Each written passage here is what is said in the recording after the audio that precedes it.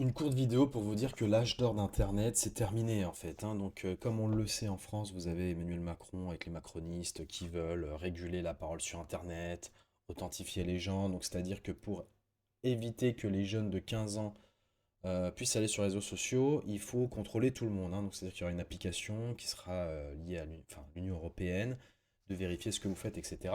Et on a eu l'annonce hier, où ça a été dit, ça va être dit plus tard dans la journée aujourd'hui parce qu'on est lundi, que Keir Starmer va justement annoncer un couvre-feu nocturne sur les réseaux sociaux de 16-17 ans, dans le cas d'une interdiction plus large pour les moins de 16 ans. Et donc il y aurait TikTok, Instagram, X, YouTube, Snapchat qui seraient concernés. Donc c'est un truc très sérieux, hein. Et d'ailleurs, ça a fait un tollé parce que l'application Blue Sky, qui est un repère de gauchistes, hein, n'était pas concernée dans cette application. Donc apparemment, la société, enfin l'entreprise Blue Sky va quand même le faire, mais on voit tout de suite le biais idéologique que par exemple cette plateforme-là n'était pas concernée. Et donc ça a été rajouté après par The Telegraph, donc qui est quand même un journal assez sérieux, que au Royaume-Uni, l'interdiction des réseaux sociaux pour les moins de 16 ans sera contrôlée par la reconnaissance faciale, identité numérique, carte bancaire, passeport, opérateur mobile ou encore l'estimation de l'âge via l'email. Donc c'est vraiment, encore une fois, l'âge d'or d'Internet qui se termine. Donc, entre le moment où j'ai fait cette vidéo et maintenant, on a eu la conférence de presse de Keir Starmer. Donc, je vous passe rapidement ce qu'il dit. That no child ever logs onto social media again. No. But look, this might shock you, but it doesn't shock parents of teenagers. They get around other laws too. But we don't say, oh, look, a teenager managed to get a drink somehow, so let's not bother banning alcohol sales to children. We don't do that, do we? That would be utterly ridiculous. And so I just don't accept that argument. Laws are rules, but they're also an expression of our values. They shape the social contract. And so this will change the conversations that parents have and the expectations of children. Bon bref, vous comprenez que ça c'est de l'esbrouf total, hein. Je veux dire, il était impliqué, Keir Starmer hein, était impliqué dans l'affaire des grooming gangs, qui a fait un énorme scandale, il aurait dû sauter, il a perdu les élections, il n'est toujours pas sauté, il est super bas dans les sondages, il y a même des gens de son parti qui lui disaient de partir, et il fait une loi, genre, lui va décider, alors je sais pas si c'est un décret ou un truc, mais de bannir les réseaux sociaux, et qu'il y a déjà cette répression qui est faite sur les réseaux sociaux de par sa politique, encore une fois, hein, de tous les gens qui critiquent par exemple sur sa politique d'immigration. Il y a des gens, il y a des policiers qui vont chez les Anglais et qui les arrêtent et il leur arrive des problèmes, quoi. Ça me rappelle que, parce que moi on ne dirait pas comme ça, mais je joue aux jeux vidéo aussi.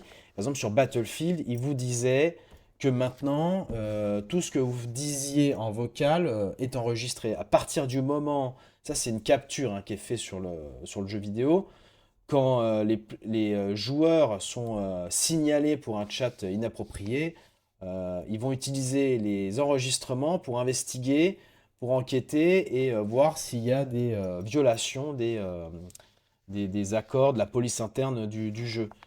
Donc ce qu'ils vont faire, c'est extrêmement simple, c'est-à-dire que la police va venir sur Internet. C'est comme il y a eu le pass sanitaire, on aura le pass numérique. On s'assurera que les gens qui viennent sont safe, pas safe, selon les conditions que l'État mettra en place. Là, c'est pour le cas de l'Angleterre. En France, c'est prévu pour septembre. Je crois qu'il y a une décision de l'Union européenne qui va être faite bientôt. Et donc, on va vraiment changer considérablement la façon de consommer Internet. Et vous qui regardez cette vidéo, enfin, je veux dire, demain, vous devrez vous connecter, mettre votre carte d'identité ou faire de la reconnaissance faciale en France aussi, pour pouvoir venir regarder cette vidéo, commenter ou quoi, etc.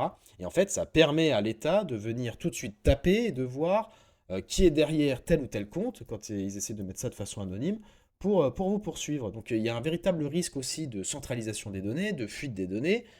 Et encore une fois, c'est le sujet des enfants qui est utilisé. On l'a bien vu en Angleterre alors qu'il y a eu les grooming gangs.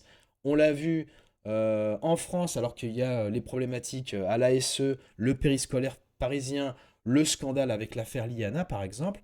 Et ça ne leur pose strictement aucun problème de venir et d'utiliser ça, de l'instrumentaliser justement pour créer enfin, réduire des libertés encore, parce que Internet restait le seul endroit où, voilà, vous n'êtes pas du sérail, vous n'êtes pas de la petite bourgeoisie qui peut accéder à des fonctions de territorialité, de fonctionnaires ou dans les partis politiques, vous pouvez vous exprimer comme ça. Eh ben non, ça leur plaît pas. Les mauvais commentaires sous leur post, etc. Eh ben non, ça ne leur plaît pas. Et ce qui est quand même fascinant, c'est qu'on remarque par exemple que Keir Starmer ou Emmanuel Macron, ce sont des gens qui sont très impopulaires dans leur pays. Et au final, ils veulent impliquer cette nouvelle réglementation sur les réseaux sociaux et il n'y a pas du tout de résistance par rapport à ça.